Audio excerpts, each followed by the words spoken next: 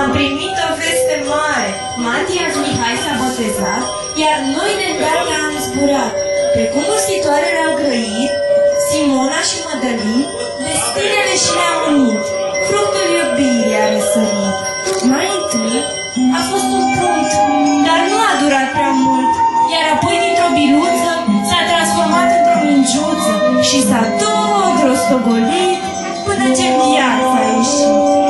Micuțule, îți picur strop de frumusețe, zâmbetul să-ți fie cu blândețe, învață de la floare să fii gingaș ca ea, blândețe în suflet să ai de la mânica ta, să fii mereu puternic cum e tăticul tău, să te ferească în viață de tot ce este rău.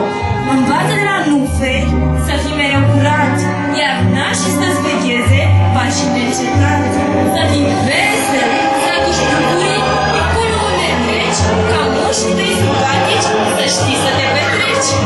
Micuțul meu, pe bunici să nu-i uiți, să le dai mereu binețe, să-i ajuți la pătrânețe, că cine vor învăța sunt frust în avea și bolnav înțelepciune să te ferească în asta lume. Iar acum la plăcurile dumneavoastră, sosesc de la muncitoare.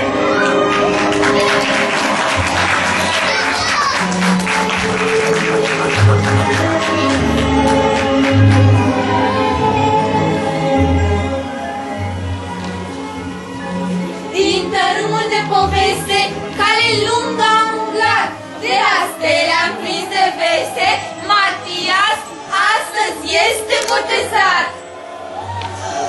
Vai, ce copil drăgălaș, parcă ar fi un îngeraș. Oare n-are aripioare și praf de stele pe picioare? E un copil minunat, ca fi a tatei mândrie și a mamei bucurie. Păi și normal, surată dragă de toți, cu multă răbdare el a fost așteptat. Mămica și tăticul sunt vestiți.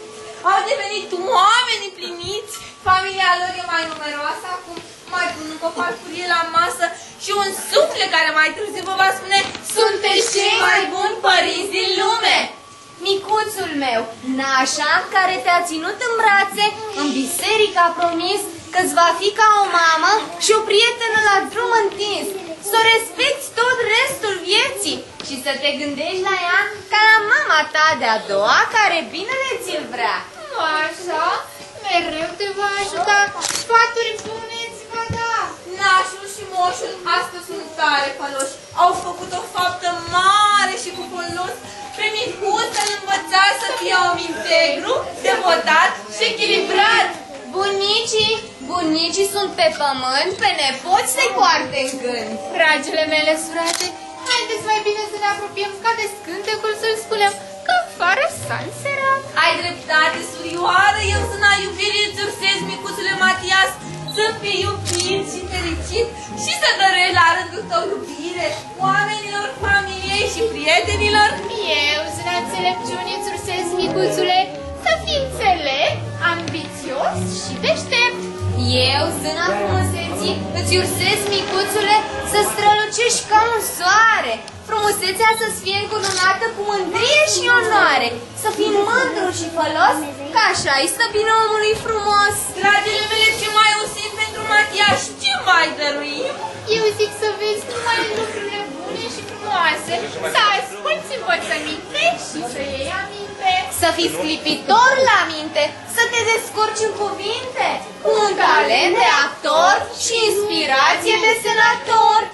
Și va avea și un har aparte ca Napoleon Bonaparte. Hai, cer să ne rotim, să vedem ce mai usim.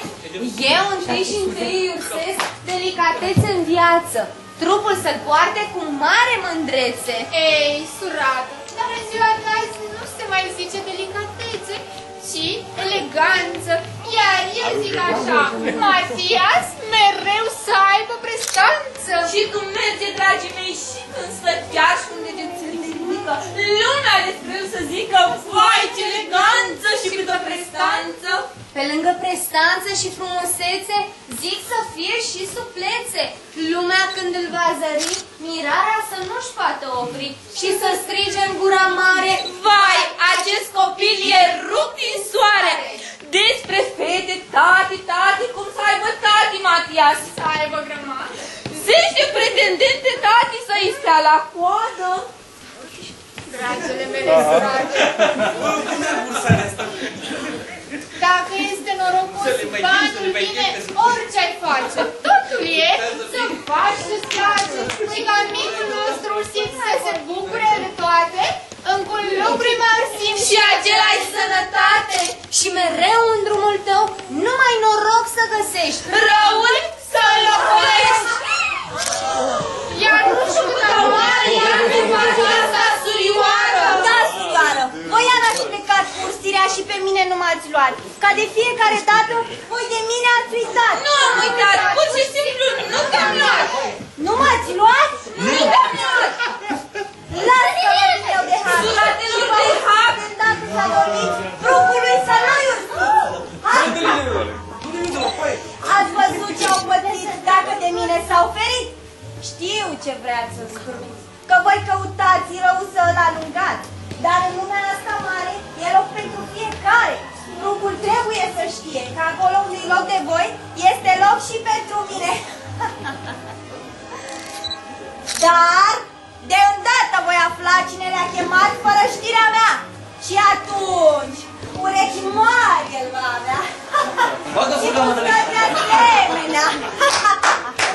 Dacă merge piciorușe va avea. Vai, dar ce masă îmbelșugată. Dar și ce lume elegantă.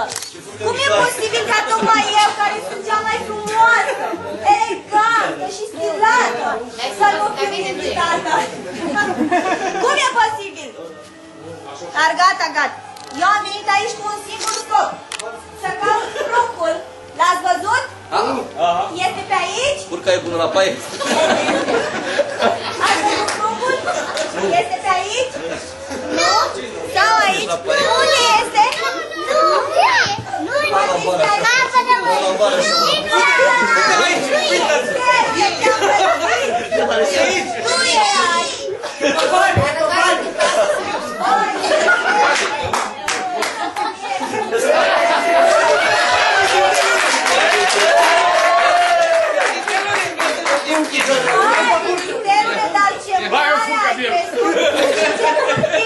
Mult whisky ai mai băut!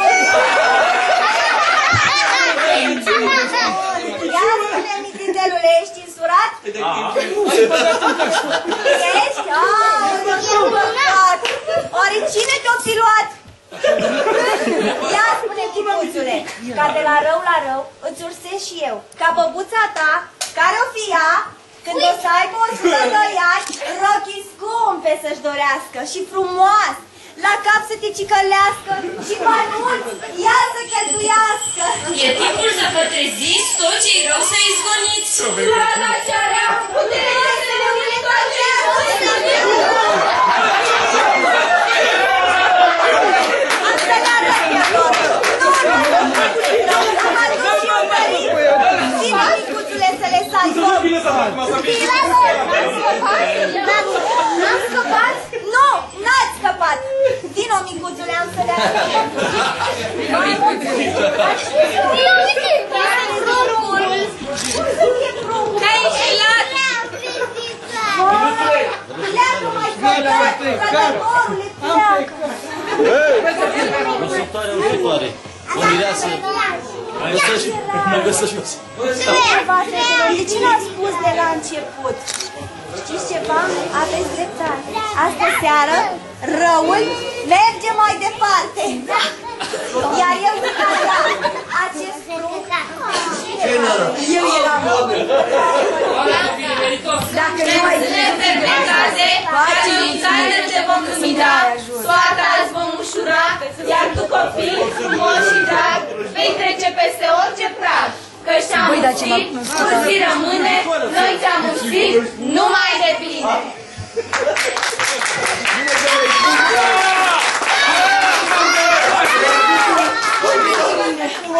Ce mai pun?